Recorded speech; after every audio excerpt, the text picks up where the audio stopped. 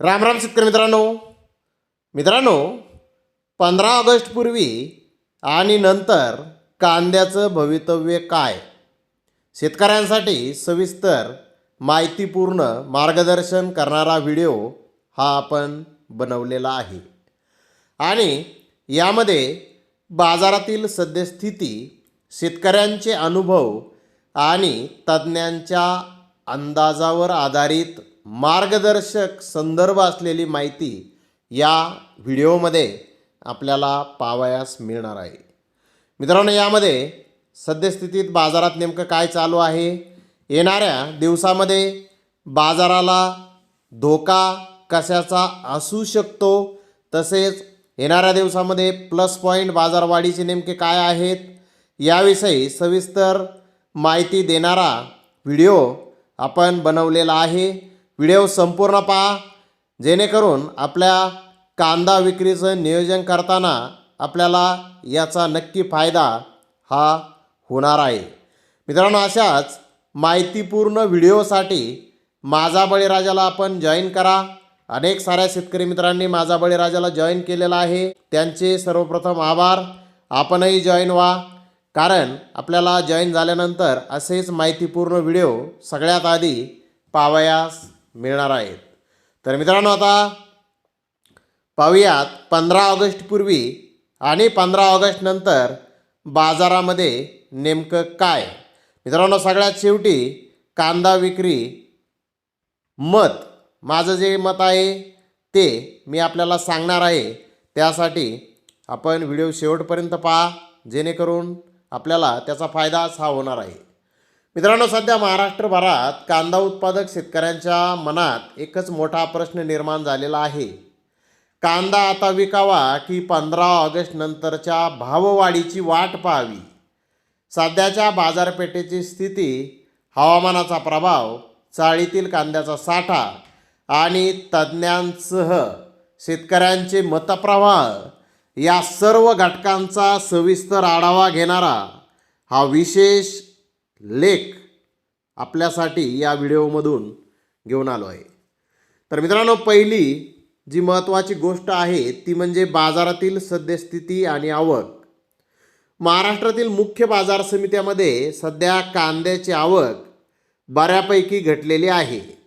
आवक घटल्यामुळे बाजारातील पुरवठ्याचा ताण कमी झाला असून सध्या कांद्याचे भाव स्थिर राहण्यास व हळूहळू सुधारण्यास याची मदत ही होत आहे. दुसरा महत्त्वाचा मुद्दा म्हणजे हवामानाचा बाजारावरील प्रभाव. नाशिक पट्ट्यात आणि इतर कांदा उत्पादक भागात सतत सुरू असलेल्या पावसामुळे कांदा आवकेवर आणि वाहतुकीवर याचा मोठा परिणाम होत आहे. ऑगस्टच्या पहिल्या आठवड्यापर्यंत कांद्याचे भाव आणि बाजारातील आवक ठरवण्यात हवामान हा सर्वात मुख्य व निर्णायक घटक हा असणार आहे. तर आता चाळीतील कांदा साठा व गुणवत्तेची स्थितीही यामध्ये इथून पुढे महत्त्वाची असणार आहे. अनेक भागातील शेतकऱ्यांच्या अनुभवानुसार, माहितीनुसार यंदा चाळीतील कांदा सडल्यामुळे किंवा खराब झाल्यामुळे, तसेच गेल्या वर्षीच्या नुकसानीच्या भीतीपोटी काहींनी घाईने विक्री केल्यामुळे शेतकऱ्याकडील कांद्याचा शिल्लक साठा हा 20% ते 50% आलेला आहे, अशी माहिती ही शेतकऱ्यांनी दिलेली आहे. त्या भागातील काही शेतकरी म्हणतात आमच्याकडे 20% 30% कांदा शिल्लक आहे. काही शेतकरी म्हणतात आमच्याकडे 50% 60% कांदा शिल्लक आहे. असा भाग बदलला की मतं बदलत आहेत असं शेतकरी सांगत आहेत. जसं जसं आपल्याकडे कांदा शिल्लक आहे, कोणाचा खराब होत आहे, अशाही तक्रारी या आहेत.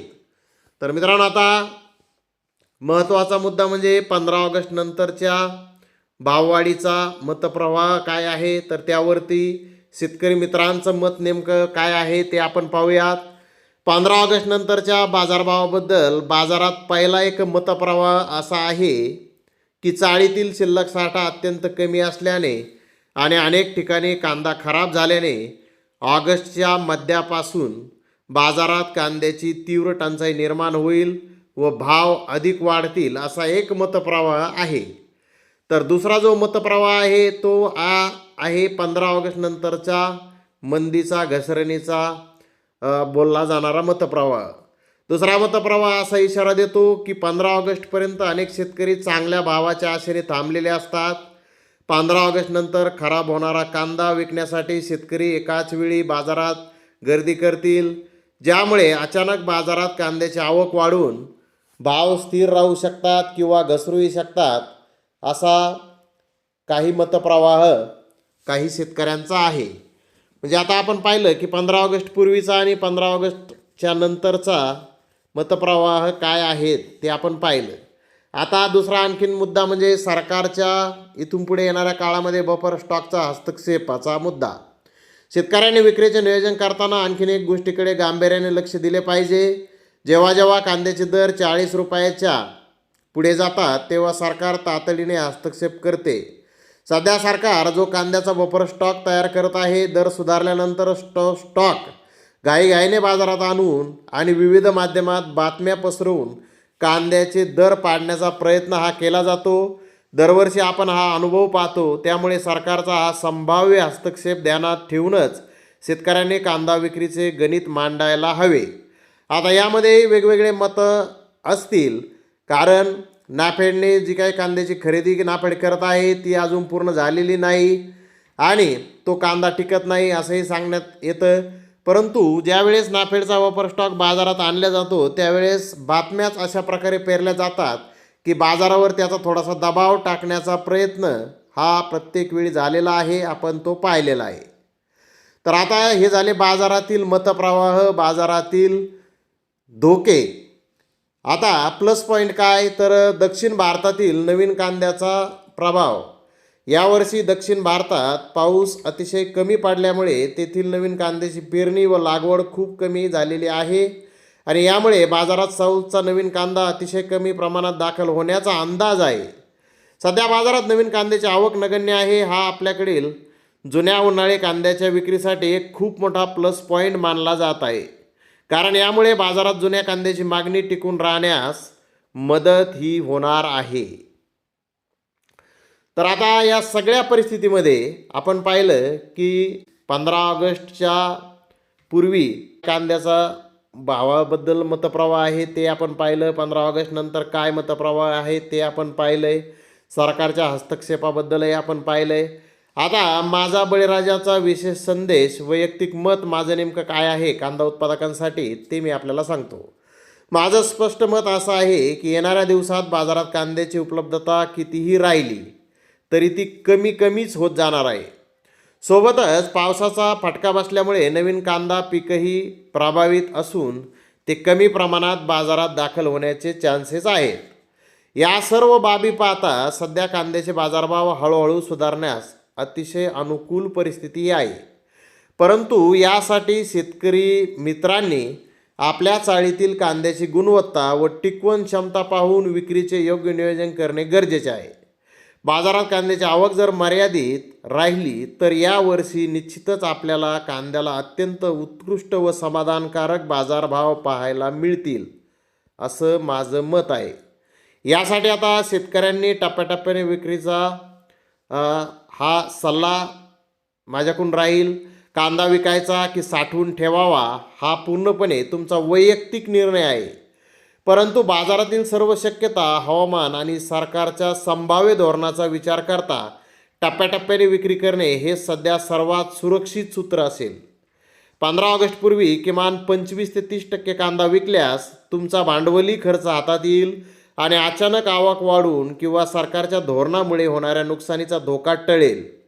उर्वरित कांदा नंतरसाठी ठेवल्यास जर 15 ऑगस्ट नंतर खरोखरच टंचाई निर्माण होऊन भाव वाढले तर उरलेला कांदा विकून तुम्हाला त्या वाढीव भावाचाही पुरेपूर फायदा हा घेता येईल, हे माझं मत आहे. शेवटी कांदा आपला आहे, मोठ्या कष्टाने आपण पिकवलेला आहे. तो कांदा पिकवण्यासाठी आपल्या परिवारानेही खूप कष्ट घेतलेले असतात. मी एक शेतकरी आहे, माझ्याकडे कांदा आहे, मला माहीत आहे. त्यामुळे मी आपल्याला काही भविष्य वगैरे काही सांगत नाही, पण जी काही आत्ताची परिस्थिती आहे, जे काही दिसतंय यानुसार थोडासा एक संदर्भ आपल्याला मिळावा म्हणून हा व्हिडिओ बनवलेला आहे. थोडक्यात मित्रांनो, आता जे काय करायचं आहे ते आपल्याला करायचं आहे. जे काय चालू आहे, जे काय दिसतंय, माझ्या चष्म्यातून ते मी आपल्याला सांगितलेलं आहे. तर मित्रांनो, आता ही माहिती उपयुक्त होती का नक्की कमेंटमध्ये कळवा. लाईक व्हिडिओ करा, शेअर करा, आपल्या इतर शेतकरी मित्रांनाही पाठवा आणि कांदा विक्रीचं छान असं नियोजन करा. आपल्या कांद्याचे 4 पैसे होतील, नक्कीच होतील अशी आशा मी बाळगतो. तर धन्यवाद मित्रांनो, आपण माझा व्हिडिओ शेवटपर्यंत पाहिल्याबद्दल. व्हिडिओ आवडल्यास लाईक करा, शेअर करा.